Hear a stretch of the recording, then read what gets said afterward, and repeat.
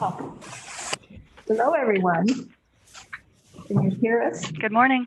Yes. Hello, good morning.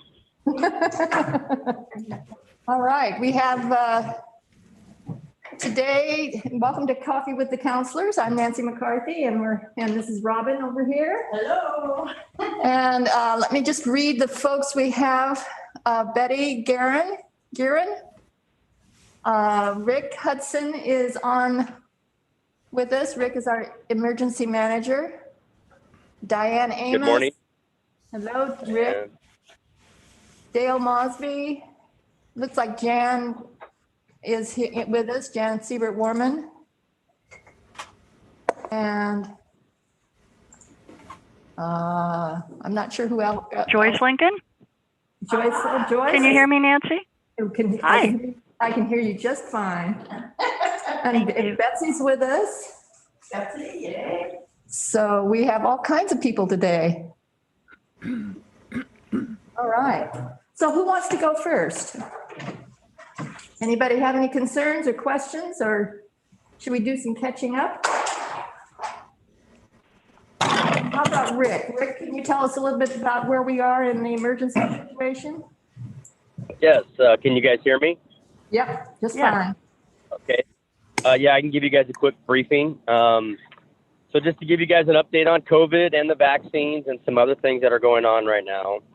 Currently, Clatsop County has 715 cases. That case count that we have for the past week was 81, which does keep our percentages right at 205 percentages per 100,000. Yeah, and that's going to keep us in extreme risk. There is a challenge that the county is having is that their numbers are not quite the same as Oregon Health Authorities, and everybody's going off Oregon Health Authorities, but there's also a delay in their case counts. So today, all those numbers are going to be finalized, and tomorrow the announcement should come out that we're going to stay in extreme risk, unfortunately. But according to Clatsop County's numbers and communication with public health, we're above that number of 200 at 205. The state's level of cases is at over 138,000. A couple of positive notes, though, is that we're at 701 cases daily, which is a huge, drastic decrease from a couple of weeks ago. And our hospitalization rate is down, and the hospitals are at 82% capacity. With that, let's move on to vaccines. Vaccines, there's been 300,000 doses administered in the state so far. We've had a very trickle amount of vaccines that are brought into Clatsop County over the past several weeks. But this week, we're actually getting 500 vaccines come into Clatsop County, which is really great. And we should be able to start finishing the 1A category, including teachers. So that's really positive. And Senator Betsy Johnson's been a huge advocate of helping the state get motivated to push vaccines out to smaller counties. So thank you, Betsy. We really appreciate that. Recently, a survey was sent out by Clatsop County Emergency Management. And the reason I didn't send that survey out, forwarded to it, is because I didn't quite know very much about it, and it didn't have a lot of explanations of what they were doing with the information. So the one thing that's positive that they're doing with it is that they're at least trying to find out, once you register, that they're finding out whether or not you want to get the vaccination. So they at least are pooling the people with their contact information for the people who want it. The thing that I voiced my opinion about a little bit is it's a little misrepresenting the people to where they think that they're actually signing up to get the vaccine, and that's not the case. So what they're doing at the emergency management level at the county is they have started a web-based citizens ID to start getting registered for that, and hopefully those names and email addresses will get transferred to where they'll send you out a notification, and then you can actually log in again to start getting your vaccine. And that's when we start opening up after the 1A category. So hopefully that'll happen sooner, and we'll be a little bit more organized. And the more I find out about that survey and how people get actually signed up with really good factual information that's not confusing, I'll make sure I get it out to everybody. Besides that, I don't have anything new. when it comes down to COVID or vaccines, and more factual information will come in hopefully tomorrow afternoon from the state. But I think we're on the right track for staying at extreme level. And I'll be notifying tonight mostly the restaurants too. I'll mostly be making sure that the Chamber of Commerce and the restaurants know that we'll probably be staying in the extreme. But if we do hopefully roll back to high, I'll make sure I let them know. I don't have anything else for anybody. Rick, how long will that extreme level stay? When's the next check-in period for determining levels? Great question. So whenever there's a change, it'll happen this Friday. And then the next time it'll be evaluated is 2 weeks from this Friday. And then they basically will evaluate for 2 full weeks, and then they'll come out with the same order. So 2 weeks from Friday is when we can possibly roll back if we haven't changed yet. And I don't have that date in front of me. All right. Well, thank you, Rick. Also wanted to mention today that we have Bruce St. Dennis, who's our city manager, Karen Labonte, who's our public works director, and Trevor Mount, who's our assistant city public works director. And Rusty. And Rusty, who's Iron Man. Rusty, That's everything. IT expert. Rusty is our everything person. Yeah. If it wasn't for him, we wouldn't be talking today. That's right. So anybody have any questions for any of us? Any concerns or ideas? How do you feel about the school and the various proposals that have been, you can actually talk. You don't have to put yourself on mute or anything. You can actually talk. I would like to know what suggestions were made. I was not able to follow the meetings. Well, I'll jump in and say that Nancy Kroll, hi Nancy Kroll. Hi, Betsy. Everything is really nicely summarized on the city's web page. You go to their, everything starting, with the mayor's white paper and working way through all the comments that have been submitted. And it's a really easy way to submit comments and suggestions and ideas or, feedback about the ideas you've already seen other people have given. And I think the city is just doing a fabulous job of making this a really community event that we're having here as a small town. It's really wonderful. Okay, I'll check it out. And the letters that people have written to us also are on that website. So like to see what other people have to say, just, feel free to go to the city website. There's a page dedicated to the school. One thing I was thinking the other day after your last meeting, and looking at all the comments, so many comments coincide with a lot of people have the same thoughts. Mm-hmm. And I was wondering if there's going to be groups that get together and talk about even getting more coordinated as we move forward, or how is the process going to proceed? Now that all the input is in, how is the process going to proceed? Well, I think that's the next discussion that the council will have. I think, Bruce, is that scheduled for the 9th? It's scheduled for the 9th, but the agenda for the 9th is extremely heavy.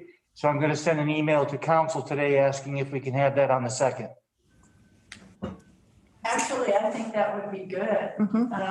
And isn't that going to be with Doug and with Dick? That's on the 9th. That's on the 9th. Yeah. Okay. So it looks like we will have a discussion probably about what the next step is in this on the 2nd of February.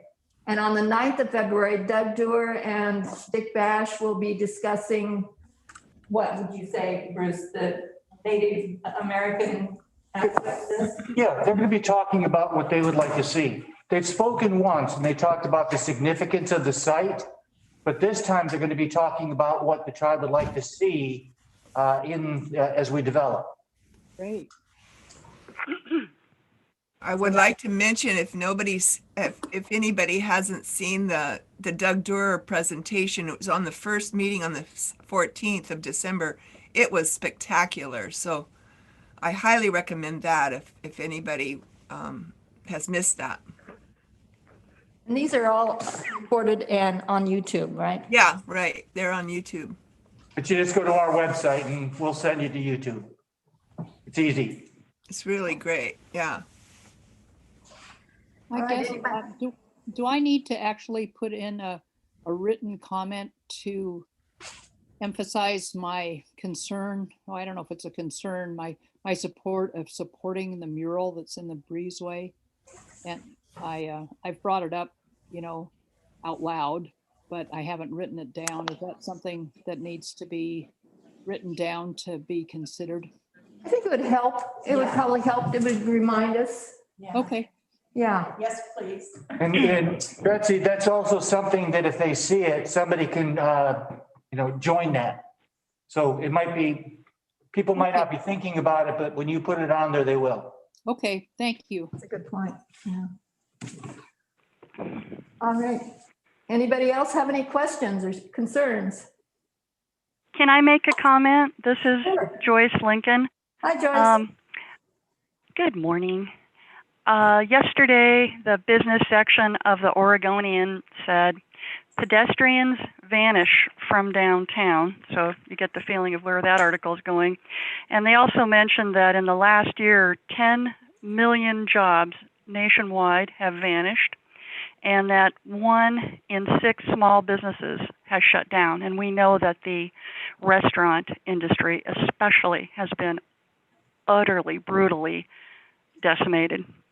I had the great pleasure of speaking with Jeff Miller, the CEO of Travel Portland, and he says that one of the things that, of course, has decimated their city is that they don't have anywhere from 40 to 50 meetings and conferences of professional people from all over the country, as some large and then small as, one hotel events.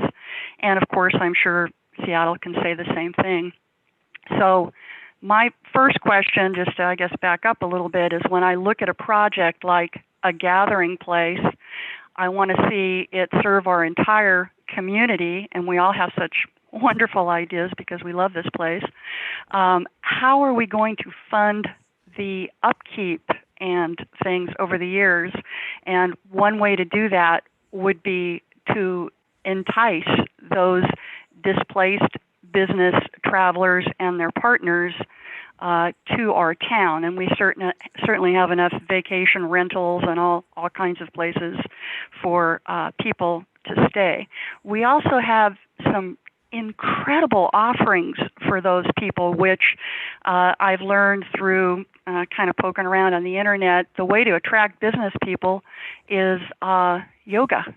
A lot of destinations, those professionals, they want to be able to have services like taking yoga classes. And we know that we have an excellent opportunity here with Kristen Alsop and what she's done with bringing 250 yoga tourists here off season, and getting them in our businesses and supporting our wonderful restaurants here. We also know that we have Chip McGregor, who has given professional writing workshops all over the United States and here to great success. We could entice those professionals to even maybe consider not only a creative writing class, but a business writing class. We are a small resort that basically offers everything. And we're just sitting here wondering, rather than watching small businesses die away, especially, little coffee shops, small retail, things that are not going to come back. I believe that those people would be very interested in coming here. By the way, Jeff Miller also said when he was in Cannon Beach a few years ago of Cannon Beach, art is your brand and you own it, which is very nice. We have a lot of accolades like that. And we know that when people are here, if we are offering concerts or songwriting workshops or really anything, art classes, those professionals are going to be either able to engage in something like that or know that they want to return here. That would be a tremendous moneymaker, especially off-season, where those people are looking for places to have these meetings. And some of them are quite small, obviously. Thank you very much for your time. Thank you, Joyce. Some good ideas there. We will incorporate them. Anybody else have any concerns or questions or anything? Well, this is one of those things, I have a concern about the elk. But mostly I have a concern about the safety of the people that are visiting here. Well, maybe some locals too, who are so enamored by the elk that they stop their cars in the middle of Highway 101. They pull over onto the shoulders on Highway 101. They get out of their cars on the street that goes toward Ecola Park. And because the elk are on both sides of the street in Les Shirley Park, they walk up to the elk. They take selfies with the elk. My neighbor's dog was killed by an elk. My other neighbor's dog was chased by an elk. Gratefully, she let go of the leash and the dog got away. I don't know what would have happened to both of them if she decided to stand her ground, because the elk have been harassed by dogs. I think they're normally pretty docile, but if they think that their calves are threatened, it's scary. And I certainly don't think the city's going to be able to figure out a solution to this, but it's kind of like people, standing on logs in the ocean and turning their back on the ocean. And, this is a pretty wild place here. We have this wildlife now that's decided it likes the way that people grow these delicious things for them to eat in their yards, and they've just kind of moved in, and I don't think they're going to go away. Anyway, it's something that I've been increasingly concerned about. Betsy, I'm concerned with that too. And I know a couple of weeks ago, the last 2 weekends have felt incredibly packed out here, especially over President's Day weekend, like a summer weekend. And I was driving down Fifth. I'm up in the North End, and I was driving down Fifth, and I was really worried how close these people were to taking these pictures and standing with the elk. And when we drove by, my dog barked, and the elk turned and looked at the car. I mean, it just would have taken a step for them to right into the people standing there. So it has been concerning to see this. I think what happened was that video was posted of them in the creek running from the high tide, and it went everywhere on social media. Everywhere. I've had numerous people send it to me. I'm like, I know, those are our elk. I think they became kind of famous in a weird way. And with all the people out here, and there's kind of this restlessness with COVID and quarantine and not sure people know what to do and kind of looking for a little excitement or something. So there does seem to be a lot of activity up, especially very close to them. So thanks, Betsy, for bringing that up, because I agree with you on that. Thanks, Mindy. Yeah, I don't know if there's any kind of solution for that. Well, I think people need to pay attention to hunting season, because I do see, and the elk have been displaced because of the timber being removed. But I think we need some education maybe that we could provide. Maybe, I don't know, would HRAP be, if that's not really their area, but somebody who knows something about elk and how they react, so that people will get a sense of what it means to be around wildlife. Hey, Robin. Yes. We've been like sneaker waves and stuff like that. We've been trying to post some stuff on Facebook, just giving people some educational, cautionary warnings about it. And we can do that with the elk as well. We try to use Facebook as a periodic reminder of those kind of things. Things down on the beach that can be dangerous. We can do with elk too, if you guys would like to put something up on Facebook. There is some. Yeah. There's something on our website, and the chamber has something about elk on their website too. maybe we could get the chamber to share it with us and Yeah. put it on our Yeah. city Facebook page. Be a great. Yeah. We'll team up with the chamber and we'll get something out and we'll ask them to get something out. Thank you. Yeah, I don't think we necessarily have to educate our local people, but it's people coming in who think, oh my God, I've never seen an elk before. Let me go take a picture. And I think that is where our problem is people visiting us who are just fascinated by them. They are magnificent creatures. Yeah. I think everybody probably has an elk story. Yeah. All right. Anything else? Anybody else have any? Nancy, can you hear me? Yeah. Mm-hmm. Can you hear me? Yes. Uh-huh. Still trying to figure out the computer thing. My question is the school and looking at it as a nature interpretive center versus all the comments on the parking and the hotels who are kind of on a different page in wanting, like, I mean, the worst case scenario was the double parking structure, which scared me and horrified me over my dead body. I hate to tell you that, but it'll be over. And making the whole thing a parking. And I think that a lot of people don't know about the significance of the native tribes and the place being more of a sacred place, I think is what I'm getting. But I would like to hear more about that as well. But how do we bring together the hotels and their feelings like it's not going to contribute to them at all and them not seeing that possibility when they alone feel like it's nature that brings people here. I think the #1 tourist attraction to Cannon Beach is and always has been and should always be nature. So that's basically my purpose here is nature and the inspiration of nature and what it gives to people. So when I start seeing all the parking stuff and all the business stuff and their concern for that, and you know, and everybody has to look post-COVID. They can't look right now because, and I know they can't get beyond that. COVID's not going to last forever. So, and it's not even going to be built before COVID's over anyway. So how will it benefit the hotels and why are we looking at it as not a parking structure? I think we're missing a link in this, bringing this together as a whole picture. And what is going to be the inspired leadership? And I'm really big on inspired leadership to bring people together and to utilize the resources of so many talented people that live here.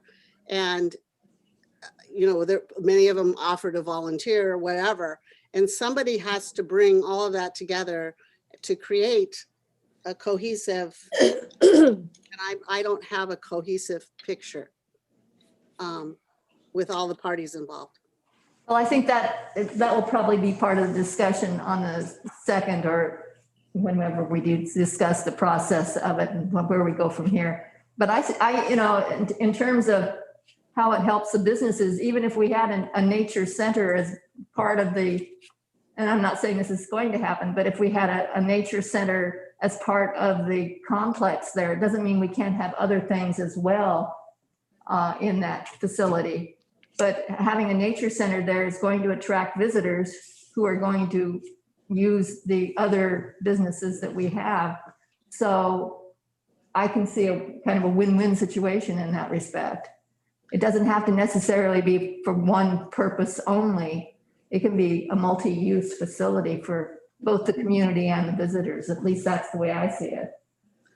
I remember when the hotels were thinking that the community center at the chamber was competition because of the meeting spaces and all. So it's just I think we need to think about how it can enhance the business community instead of competing with it, and to be very clear with them that that isn't the intention.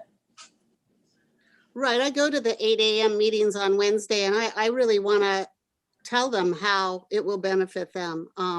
So I will also come up with a list of how it will benefit them. And the vision of that should be clear, but it's not for them. They're threatened by it being a competition to hotels and weddings and so forth. They're threatened, maybe it takes dollars from them somehow. They want more parking, most important, to benefit their cause. And the reason people are here in the first place is because of nature, which they can say that. They do agree with that. So I want to find a place, and I come from a business background, so I can tell them that, don't worry, the money in abundance will come with it. But to bring that vision of marketing that is going to benefit from the community center, I think it's really necessary, so that they see how it's going to benefit them. So maybe we can brainstorm through some ideas of that. I also don't know where the city and all the city council is coming and what their vision of it is, and individually. And I know you're trying to hear everybody to come up with it, but you probably all have your own feelings and why this whole idea was born, why the city bought it, what their idea was, where they want to take it. I don't have that vision either. Well, we're in the very beginning process of all of this, so this will develop as we go along. And I think— Can I hop in here real quick? Sure. Sorry. National Geographic has a tourism promotion concept for small towns like ours, and it's a way to protect the treasures that we have. It's an ecotourism concept, and basically it's nature protects art, art promotes and protects nature. So of course, as our community center, that would be, you know, people are fascinated to learn about everything about our community, the history, the geology, and of course, especially the natural world, and add the arts to that. And I think we'd have a winning concept for our entire community. Well said, Joyce. Thank you. I think what Joyce is, the art is created by the inspiration of nature. And there's so many, like, say for instance, Hazel's art is created by beautiful nature. So that's right. Plein air painting, which, you know, people used to travel from across the country to take plein air courses here through the Haystack program. And they do when we have art events still. They're very interested in relaxing by making art on their vacations. They go together. I see them going together. Yep. There's no question about that. Yep. So in all the years that we came to Cannon Beach as tourists from the state of Washington, the school was such a special place to us. And I was just sitting here trying to think of what made it so special. And part of it was the mural, and part of it was that it was like a place that felt like it held a lot of history. And we went to concerts, choral concerts and different performers, and it was just fantastic place. And listening to all of you, it seems like the opportunity here is to create the heart of Cannon Beach, a place that, you know, the stories are told, and people who live here have a special place that serves our needs, and people who come to visit can come to feel that the school and all that it offers is a special place for them too, to make connections through art and nature with Cannon Beach. Thank you. I really appreciate hearing that. What's your name? Bonnie Nagebauer. That was really useful information. Thank you. I like the concept of creating the heart of Cannon Beach. I love that. I kind of like that. We're going to use that. Bruce had something he wanted to say. Yeah, but a lot of the discussion, you know, we're kind of dancing around whether or not this is going to benefit the businesses or be a enough of a tourism draw, but I have given this a lot of thought, and virtually everything that we're talking about is something that a tourist would want to do if they found out they had the opportunity to do it when they were here. And having a good experience there, I think would bring them back. I think that the idea, I mean, one of the things that I was amazed at when I came here was that Sacagawea and Clark, this was as far as they came. Then they came here and they turned around. And there's a huge significance to that. And that this is one of the few places we can say, or historians can say, yeah, they stood here. So that kind of a history draw, it can be huge. And I think we're too early in the process to say something won't work. I think that as we develop the concepts, and that's going to start, I guess, trying to set up some meetings as of February 2nd, I think that's the kind of stuff that, we can go ahead and evaluate against. But right now, I think that we should stay on the positive side and say, these are the things that are possible. And then as we get into things, then we can start going ahead and trying to solve some of the problems. But I think this has got a good positive trajectory right now. I think there's some people we need to bring along. What's interesting to me is that there was one concept that the classrooms went away. And some of us went to the site after we bought it and looked at the classrooms. It's like, wow, this is a gold mine to have this. And we really started with the idea of working with the chamber to have some of the smaller hotels have the opportunity to band together and host some events. And so it really started, that part with the classrooms actually started with them. And, but again, all of the things that we're talking about are going to be tourist related. And I mean, obviously the residents can be there, tourists can be there. It's going to be a place that residents are going to want to bring their friends. So I'm not too worried about that. Right now, I would like to just see us get to the point that we have the concepts, and then we can start talking about those kind of possibilities. But it's too, I don't know, I just think it's too early to try to do that right now. And then, because if you get into a discussion and you don't win that discussion, then we got kind of a negative thing going. So anyway, those are my thoughts. I thought it was really positive, the children's presentation on the last meeting, and the Jim Pano really thought that was good. So I just am trying to bring in more ideas like that to show them how there is so much possibility. I guess it's the word possibility. To create whatever we want. Do we have a mission statement on this? Is there a mission statement for the school? Has anybody done a mission statement? Well, again, I think that's a little too soon, yeah. That'll come. Okay. Okay, Imagine a community. Imagine a community salmon potluck with Doug Doerr giving a historical talk of the place. It's very exciting. We were just talking about hotels, and I noticed that the Stephanie Inn has a quote from U.S. News and World Report about what a fantastic place it is. And I also noticed that U.S. News and World Report said of Cannon Beach that it is one of the top 30 coastal art towns internationally. We have it all. We just need to put it together, and this is just such an exciting opportunity for us. It'll benefit everyone. Thank you.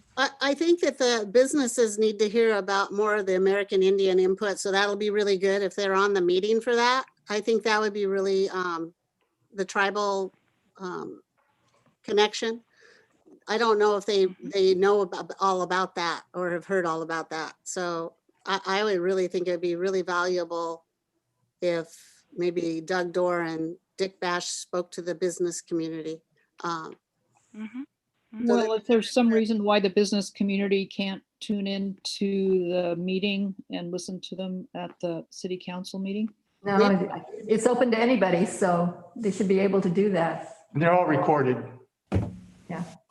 And and as Bruce points out, the meetings are recorded. So if they can't attend the meeting, the actual meeting, they can look at it later on.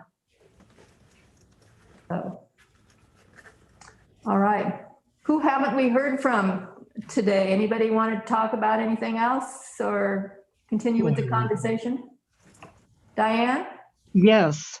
I think I heard Rex back there. Yes, Rex is also here. We've observed in the morning that the Jake brakes from the logging trucks sound like a helicopter going over or freight train coming through. Could we consider having one of the signs that asks them not to use their compression brakes when they come through Cannon Beach? Betsy knows all about that. Yes, I do. Yes, and I have a friend who for many years worked in the logging industry, and he said that there are a number of log truck drivers who basically just kind of like to give the finger to Cannon Beach as they drive by. That's exactly what it sounds like. Yeah, about 6:30 or yeah, they 7. just think it's filled with a lot of snobby rich people, and there's some it's part of the grievance and resentment political stance that some people seem to have chosen for themselves. Well, Karen is here. Maybe Karen can talk to that, or Bruce. It is an ODOT realm of responsibility, but I will say that they do have it posted out there, and our officers are pretty good about tucking themselves in by our recycle turnoff area and our wastewater plant area, and they monitor for that behavior. So I think we're getting some support both from ODOT and from our local law enforcement to try to address that issue. Great.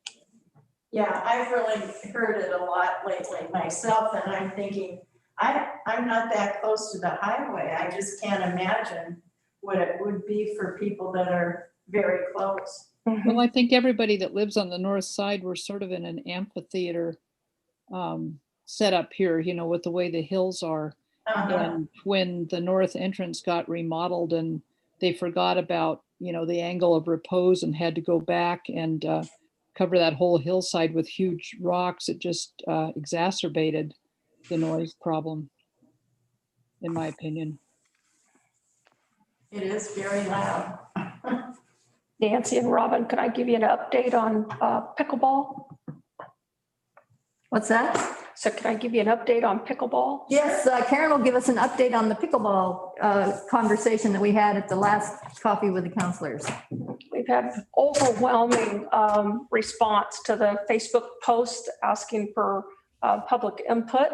It was on the agenda again last month's Parks meeting, and it will be on the agenda again February 18th. So if anybody has any input, feel free to email it and or call in to the Parks Committee meeting so we hear your input on that. We also have a Parks Committee member that announced that they'll be relocating to Denver.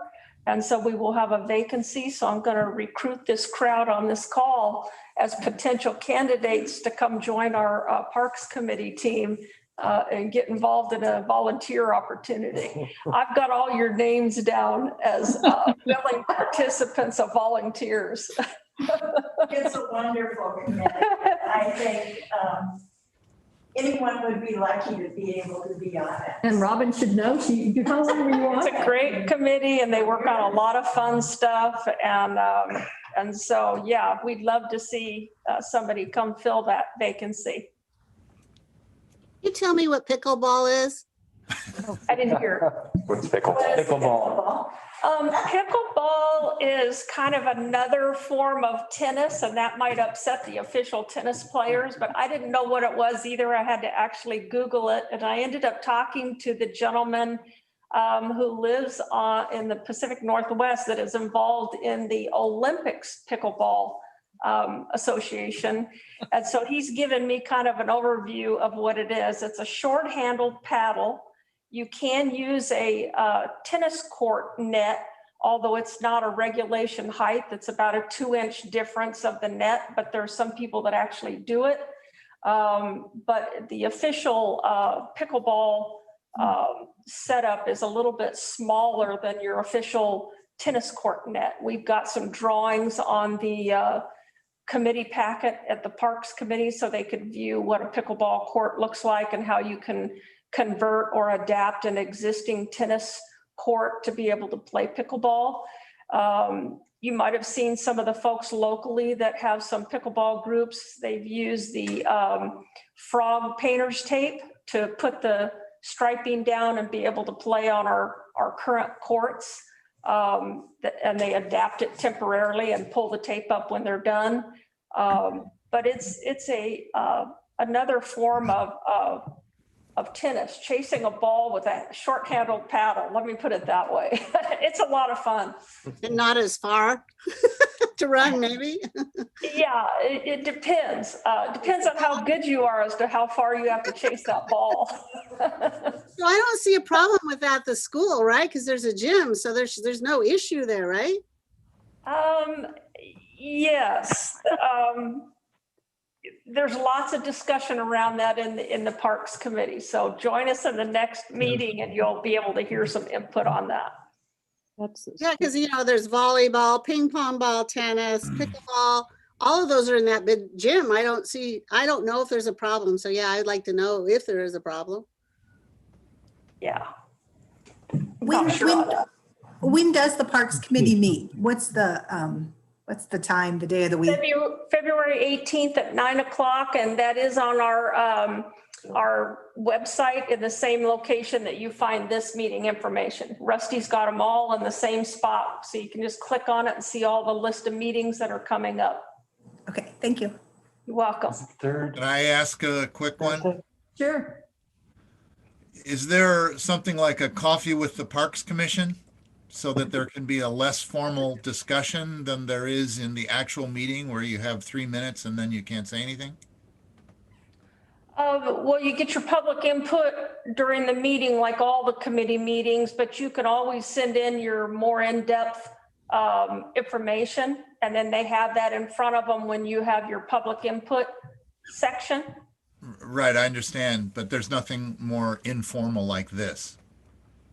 No, not at this time for any of our committee meetings. Uh-huh. Would that be something that you would be amenable to? If the committee feels that that's what they need to do, that's their prerogative, yeah. Okay, thanks. Bruce, when we were talking about the school, are there any more tours planned for the school? There will be more tours. I don't know when. We'll try to do one this week. It'll be on the website. We've been doing kind of walkthroughs at the gym and the classrooms. And I'll try to schedule one this week. So if you go to the website, you'll see, I just don't have my calendar in front of me to be able to set that time. Yeah, let me know and I'll put it on my Facebook page as well. Okay. And Nancy and Robin, can I talk about projects, utility projects and rates, since that's coming up? Feel free. Okay, a big decision coming up to the council is we have water lines and lift stations and transmission lines that are very old and are made out of materials that are obsolete. And let me take this off. There's nobody around here. Made out of materials that are obsolete. And they need to be replaced. They've been in the ground maybe 50, 60, 70 years. And there's several lift stations that we have, big concerns about that have not been maintained properly. And we have, for example, water lines, a series of water lines that come down from the springs to deliver water to the city, roughly around where Sunset Boulevard is. And if anything was to happen to those lines, there's no way to get water to the city. And so we're talking about replacing those lines, possibly the tank, and doing some work on the lift stations so that we don't have spills. Some of the things that we found a lot of problems with the lift station with the last time that we had that occur. So it all sounds like, yes, that's something that we should do, but there's a high cost to that.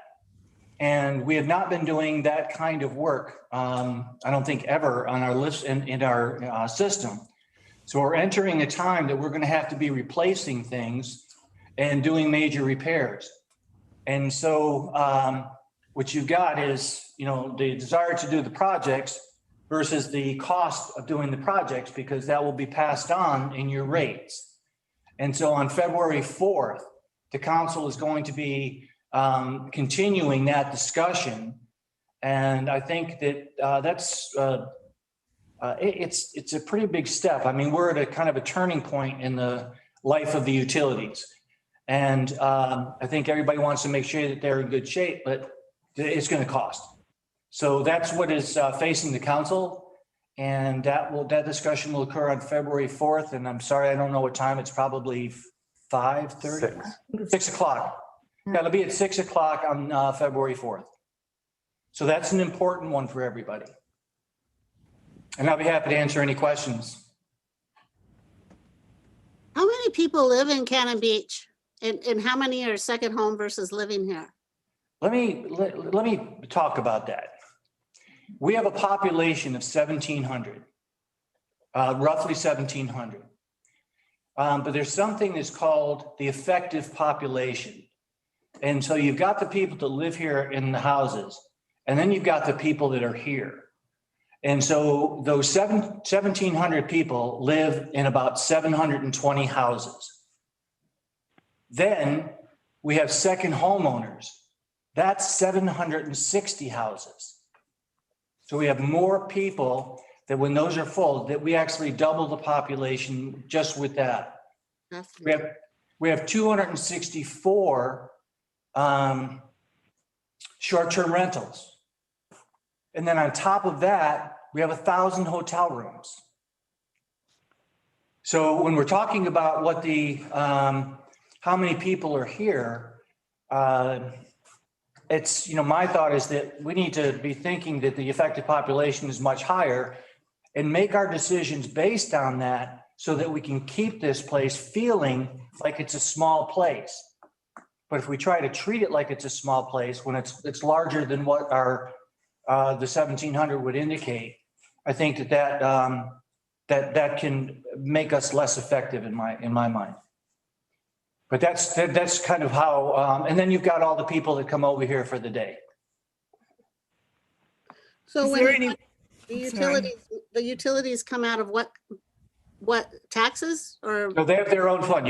When you pay your water and sewer bill, that pretty much we're trying to get to the point that the rates support the cost of the utilities, the full cost.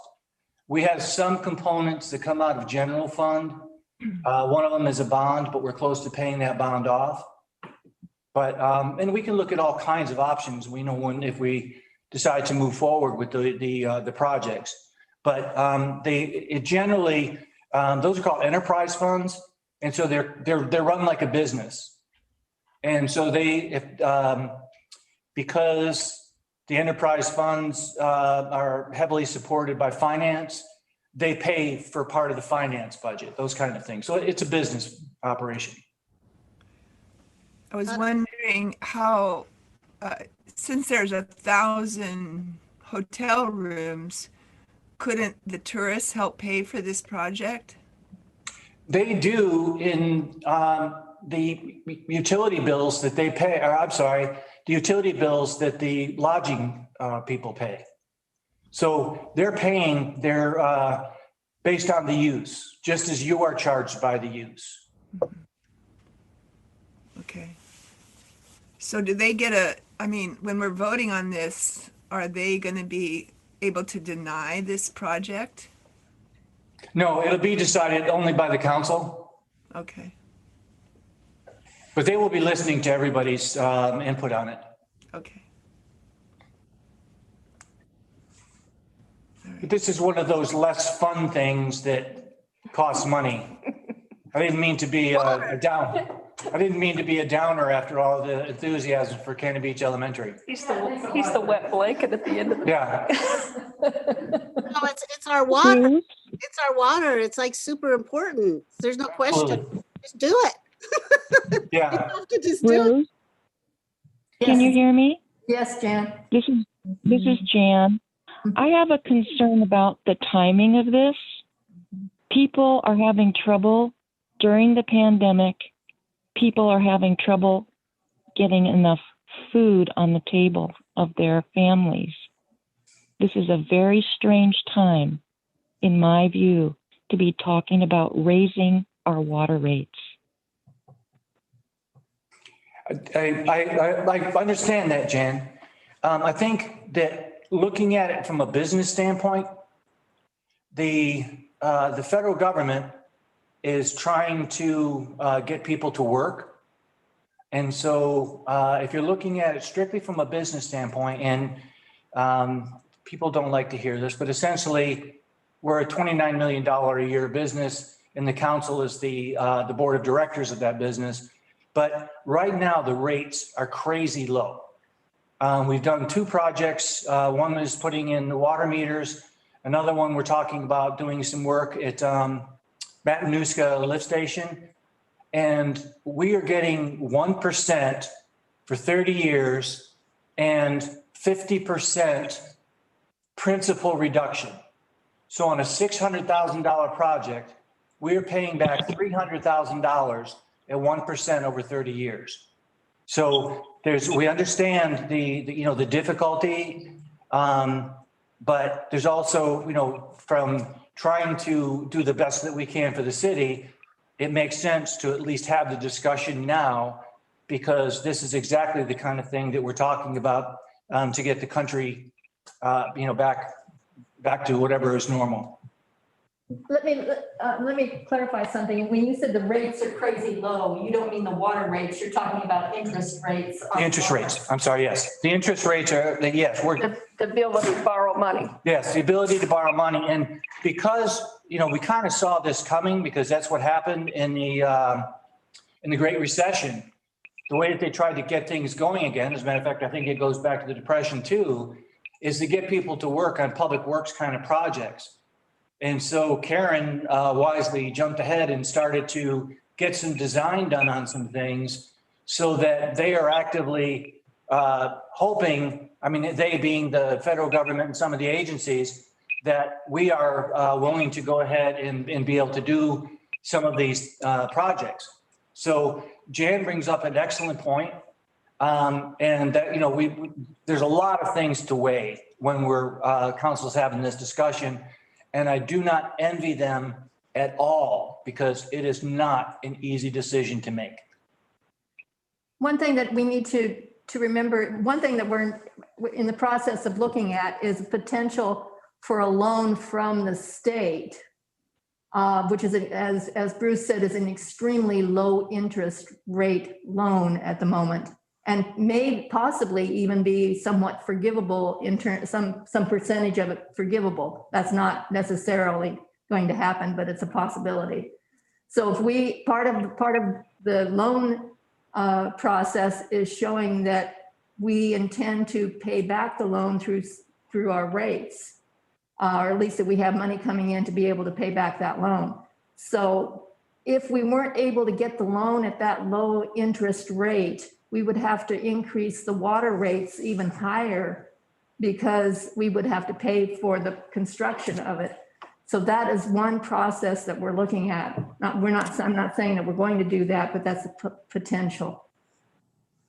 So I think the Public Works, I'm very proud of those folks. They have been very aggressive trying to get the best deal they can for the city. And we need generators for our lift station. And right now, like if we have a big wind night or something, they roll out portable generators, and that takes however much time to do, but they really need to have generators that turn on instantaneously. And Public Works is working on I don't know if you want to call it a grant or a loan, FEMA. or through FEMA, because this is it's critical infrastructure. And the federal government will pay 75% to the city's 25%. And the 25% doesn't even have to be cash. It can be in-kind services, something like that. So we're pursuing all those opportunities to try to do the best job that we can for the residents. This shows Are the water rates, oh, sorry. Go ahead. Are the water rates based on usage? So for example, I'm a one-person household, so am I paying the same as a four-person household for my water? Is it by usage, or how are they done? Usage. Okay. It is based on usage. Okay. All right, anybody have any other questions? Somebody I think was trying to talk when Mindy was talking. Is there somebody wants to say something? Jan, did you want to say something? Oh, I have a lot more to say, but I won't say it now. Okay. Well, we are having the special meeting on February 4th, so there you go. Who is that was speaking? Jan who? Siebert Mormon.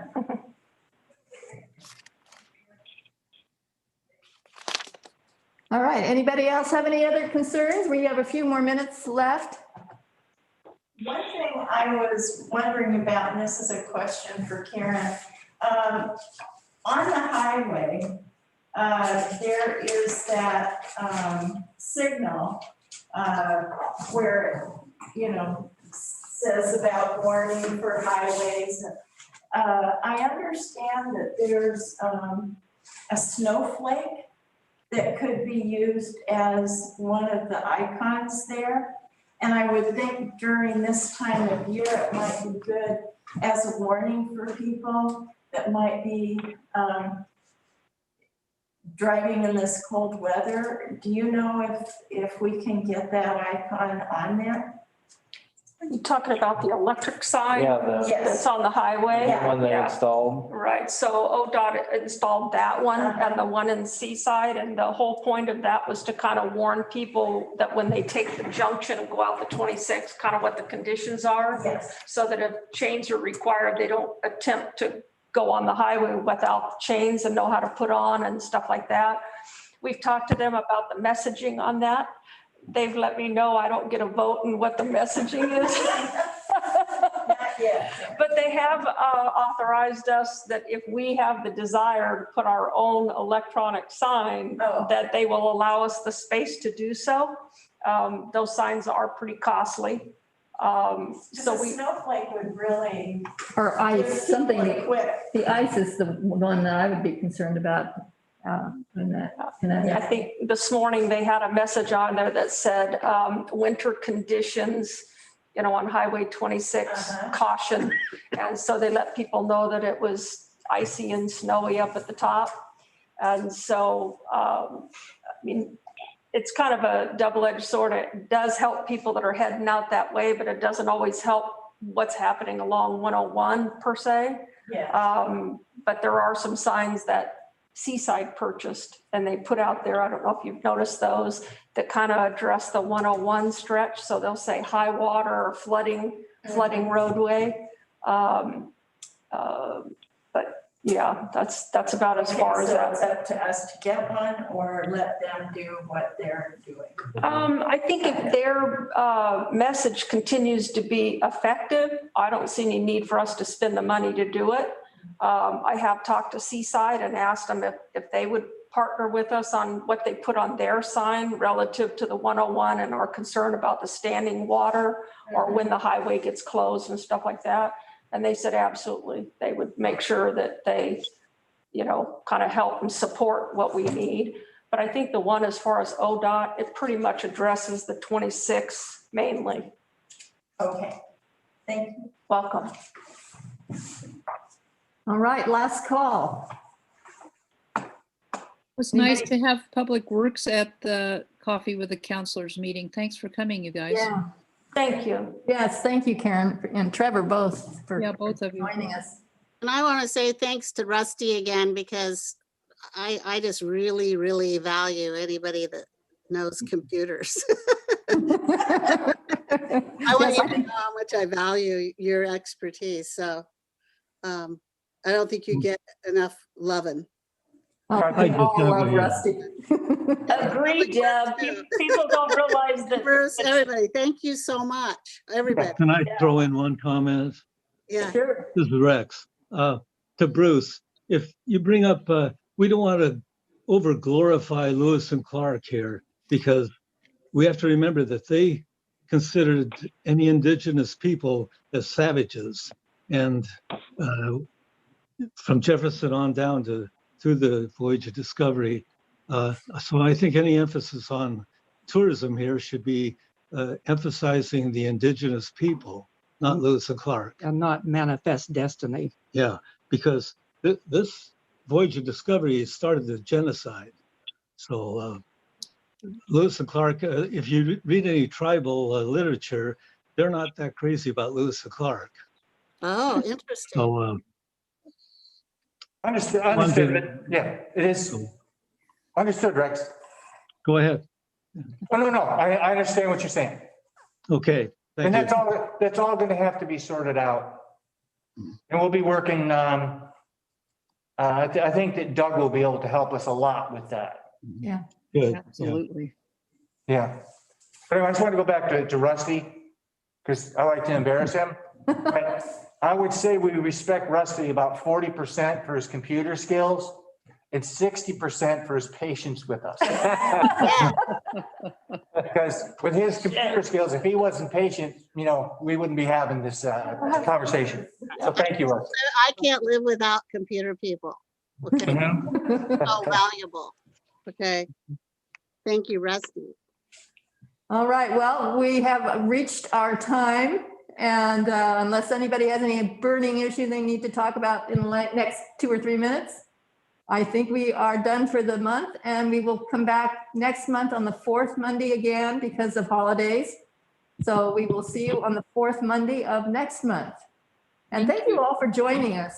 Yeah, thank you. I enjoy these meetings. These are fun meetings. Thanks for doing this. Yeah, it's great. Thank you. We enjoy it. Thank you. Bye-bye. Bye-bye. Ready?